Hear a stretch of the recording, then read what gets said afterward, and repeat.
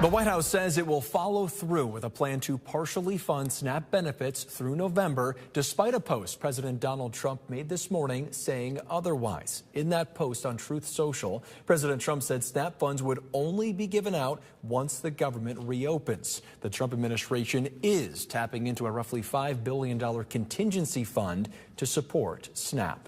In this vote, the yeas are 54, the nays are 44. Meanwhile, the Senate once again failing to pass the continuing resolution which would reopen the government. The shutdown has now tied the record for the longest in U.S. history, reaching 35 days.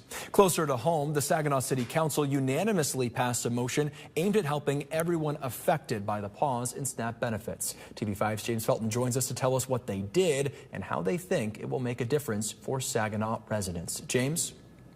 The Saginaw City Council approved a temporary waiver of all late fees and penalties for all city customers on water and sewer utility bills during the period of the full or partial suspension of SNAP benefits and for one additional billing cycle following the reinstatement of SNAP benefits. It feels really good to pass this motion to make sure that we're able to take care of our citizens during a time of great need. Saginaw City Councilwoman Carly Rose Hammond introduced the motion. All those in favor signify by saying aye.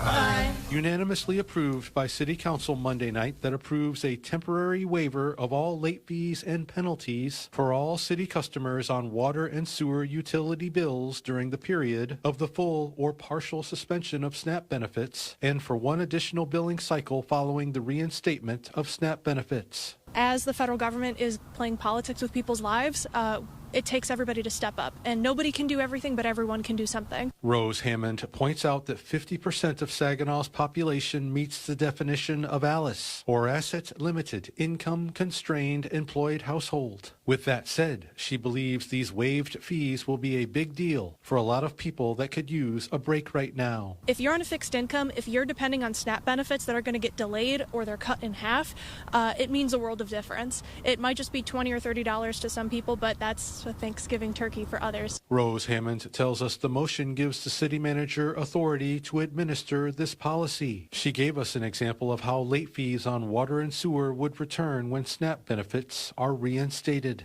The most likely timeline, if we see SNAP benefits fully restored sometime in December, then those late fees would come back into play in February, but it wouldn't be aggregated. It's waived for the entire period.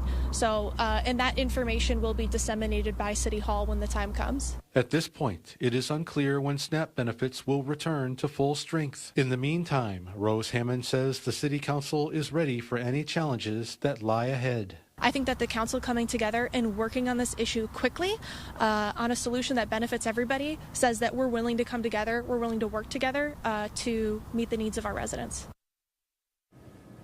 Rose Hammond believes city leaders are listening and trying to pay attention to people's needs. She tells us City Council is in constant contact with local action agencies. Back to you.